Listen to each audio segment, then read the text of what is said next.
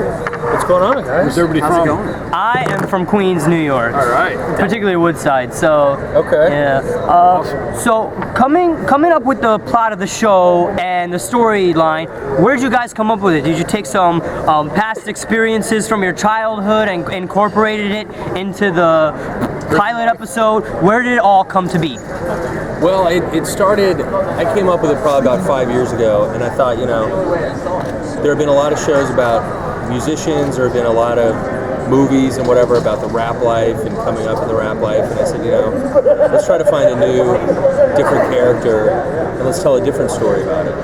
And so that was the reason we made a lot of the creative choices we made. We have him going into prison around 18, coming out around 28, so you kind of have this man out of time, man out of place thing going on, and he's just catching up with both the music and his friends, his family, their relationships, and trying to get back to the top, to get revenge on this guy who Method Man plays, who sent him away to jail for a crime he didn't commit, a la the 18.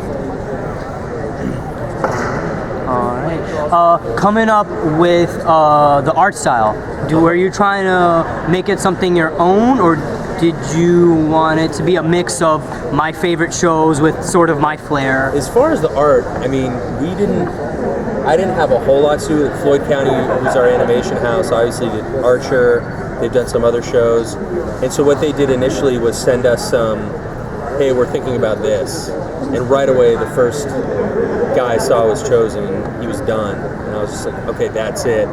So as far they as probably had a lot of artists just do conceptual stuff. We just met one of the guys here at Comic-Con.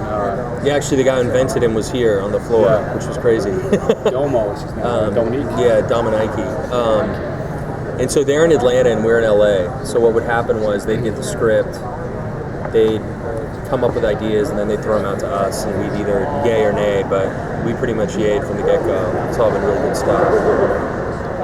Did you always kind of envision yourself getting on something like FX, or does it need to be on something that kind of gives you obviously not quite as much of a leash as like something like HBO or something, but as close as you're able to get?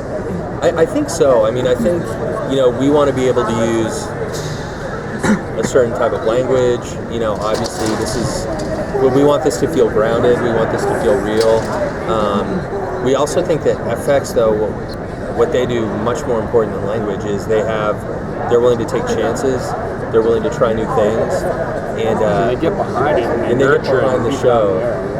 I mean, I think the coolest part about working with them is they really invest in our idea. I think in some places it's okay, we'll make a show and we'll put it out, whereas FX from the get-go is, what do you want to do? Okay, cool, we believe in that. Let us help you make it. It's the artist's visions first, and if they believe in it, then they let you go do it. And I've worked at every network, not every cable network, all the main networks, and there's just so much development, there's so many hands-on. It's always going to be collaborative, but they don't. It's frustrating at times where they don't just let the person whose voice they liked in the first place continue and see that through to the end. And then one of the other tricky things I was telling Grant too is, a lot of times a show will be like, it'll be a really cool show, but on the wrong network. This is where the FX question comes. This is the right show for the right network, because it is grounded, it is edgy, it does have that Roughhouse Eastbound brand, it does have flavors of Archer in it.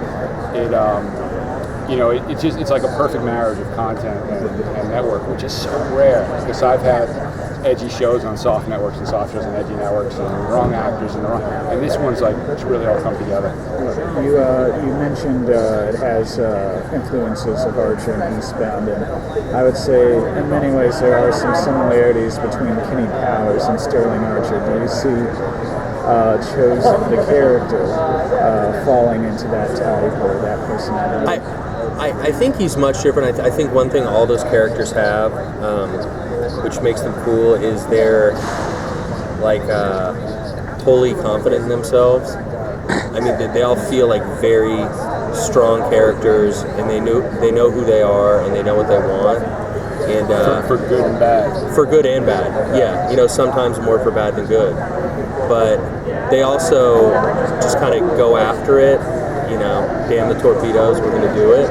And I think that's a similarity between all three. Oh, cool. Thank you very much for being here. Yeah.